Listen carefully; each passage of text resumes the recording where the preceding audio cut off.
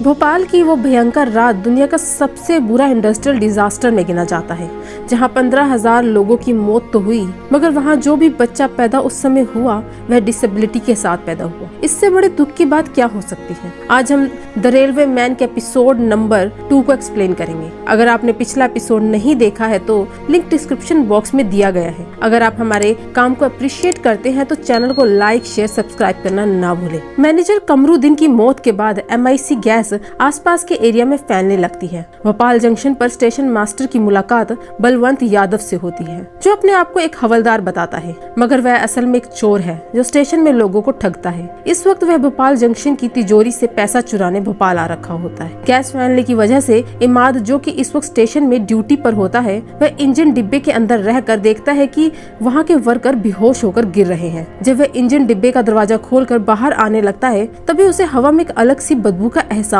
होता है। वह तुरंत ही दरवाजा बंद कर लेता है, क्योंकि वह यूनियन कैराबाइट में काम कर चुका है, इसलिए वह इस बदबू से वाकिफ होता है। इमाद सबसे पहले एक रुमाल को गीला करके अपने नाक और मुंह में बांध लेता है, ताकि MIC गैस को वह सूंघ न पाए। जब वह दूसरे वर्कर को देखने बाहर जाता है, तब तक बहुत देर हो चुकी होती है, क्योंकि वह लोग धीरे धीरे मर रहे होते हैं। इधर फैक्ट्री के बाहर की बस्ती में हड़कंप मच जाता है, क्योंकि सभी लोग अपने अपने घर छोड़कर दूसरी ओर भाग रहे होते हैं। मगर गैस हवा में होने के कारण धीरे धीरे लोग बस्ती में भी मरने लगते हैं। इधर स्टेशन में भी हड़कंप मच जाता है, क्योंकि MIC गैस कुछ ही मिनटों में इंसान को मार सकती है। वह आंखों और फेफड़ों में बहुत ज्यादा असर करती है। सांस न आने की वजह से इंसान का नर्वस सिस्टम काम करना बंद कर देता है, इसलिए लोग बेहोश होकर मर जाते हैं। स्टेशन मास्टर इफ्तिकार सिद्दीकी जब अपने ऑफिस के बाहर देखता है, तब उसको अपनी आंखों पर यकीन नहीं होता, क्योंकि अभी कुछ समय पहले हंसते खेलते लोग अब अपनी जान बचाने के लिए इधर उधर भाग रहे होते हैं। जगमोहन कुंवाद भी अपने घर से निकलकर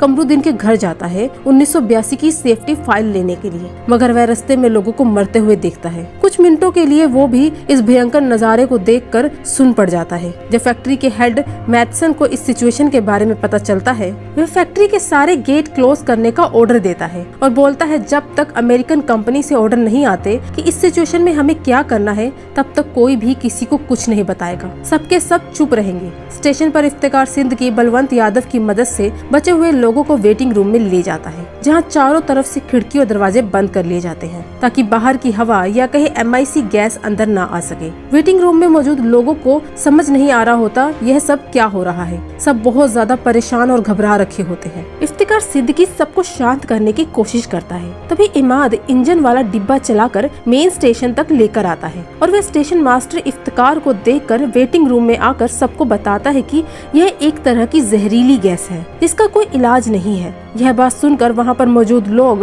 और ज्यादा डर जाते हैं, मगर एक तरीके से कुछ हद तक बचा जा सकता है। वो है कोई भी गीले कपड़े से अपने मुंह और नाक को ढक लो, ताकि गैस आग के अंदर ना जा सके। इमाद के कहने पर सभी लोग यही करते हैं, मगर इसका मतलब यह नहीं कि मौत का मंजर हट गया। तभी इतरासी जंक्शन में रति पांडे आ रखे होते हैं, जो कि असल में वेस्ट सेंट्रल रेलवे जोन के जनरल मैनेजर हैं। वह इतरासी जंक्शन में इंस्पेक्शन के लिए आ रखे होते हैं। इतरासी जंक्शन 100 किलोमीटर दूर है भोपाल जंक्शन से। तभी उन्हें पता लगता है कि भोपाल जंक्शन से काफी देर से कम्युनिकेशन नहीं हो पा रहा है, शायद कुछ गड़बड़ है। इधर इफ्तिकार सिद्दीकी इमाद को बताता है कि हमें गोरखपुर एक्सप्रेस को भोपाल जंक्शन आने से रोकना होगा, ताकि उसमें सवार हजारों लोगों की जान बच सके। इफ्तिकार सिद्दीकी एक बार अपने आसपास के स्टेशन में कांटेक्ट करने की कोशिश करते हैं, मगर कम्युनिकेशन बिल्कुल भी नहीं हो पाता। इमाद इफ्तिकार को बताता है कि हमें किसी भी तरह गोरखपुर एक्सप्रेस को यहाँ आने से रोकना होगा, क्योंकि उसमें मेरे दोस्त अंसारी की फैमिली भी आ रही है, और अब वह मेरी फैमिली है, क्योंकि अंसारी की मौत हो चुकी है। इतारसी जंक्शन में मौजूद रति पांडे भोपाल के पुलिस स्टेशन कॉल करके वहाँ की सिचुएशन के बारे में पूछते हैं। तब जाकर उन्हें MIC गैस लीक के बारे में पता लगता है। तभी वह समझ जाते हैं कि